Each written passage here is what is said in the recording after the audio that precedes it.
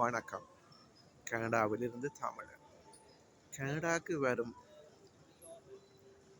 இலங்கையர்கள் இருவேறு விசாக்களில் வந்து கொண்டு இருக்கின்றனர். ஒரு பகுதியினர் ஸ்பான்சர் விசாவிலும் இன்னும் ஒரு பகுதியினர் விசிட் விசாவிலும் வந்து கொண்டிருக்கின்றனர். இங்கு ஸ்பான்சர் விசாவில் வாரவர்களின் பிரச்சனை வேறு, விசிட் விசாவில் வாரவர்களின் பிரச்சனை வேறு. விசிட் விசாவில் இங்கே வாரவர்கள் பெரும்பாலும் தங்களது விசாக்களை மாற்றுவதற்கு அல்லது அகதி அந்தஸ்து பெறுவதற்கு முயற்சி செய்து கொண்டிருக்கிறார்கள். அவ்வாறு செய்யும் போது அவர்களுக்கு விசிட் விசாவுக்காக இன்விடேஷன் லெட்டர்ஸ் கொடுத்த வேண்டும். இது கவனமாக விளங்கிக் கொள்ள வேணும்.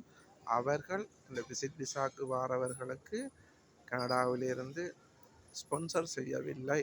அவர்கள் விசிட் விசாவுக்கு இன்விடேஷன் மட்டுமே கொடுத்துள்ளனர்.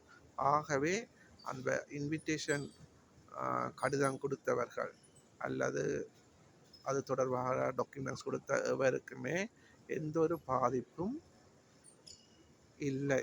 அவர்கள் இங்கே வந்தவர்கள் ஏதும் ஒரு காரணத்தால் தாங்கள் அகதியாவோ அல்லது ஒர்க் விசாவோ மாற்ற வெளிக்கிடும் போது இன்விடேஷன் கொடுத்தவர்களுக்கு எந்த ஒரு பாதிப்போ சட்ட சிக்கலும் இல்லை.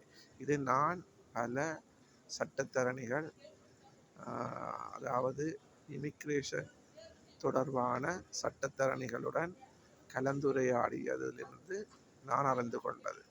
இதில் எதுவும் எந்த கருத்துக்களில் ஏதும் பிள்ளைகள் இருப்பின் நீங்கள் கமெண்ட் பாக்ஸில் போடுங்கள். அதை பற்றி நாங்கள் விவாதிப்போம். இன்னும் அடுத்த பகுதியில் நான் இந்த இன்விடேஷன் கொடுத்து விசிட் விசாவில் வந்தவர்கள் பற்றிய மேலதிக தகவல்கள் உங்களுக்கு தர காத்திருக்கின்றேன். எனது யூடியூப் சேனலை நீங்கள் பின்தொடர்ந்தால் அது தொடர்பான முழு விவரங்களும் என்னால் இயன்ற அளவு விவரங்களை உங்களுக்கு தர காத்திருக்கின்றேன். நன்றி, வணக்கம்.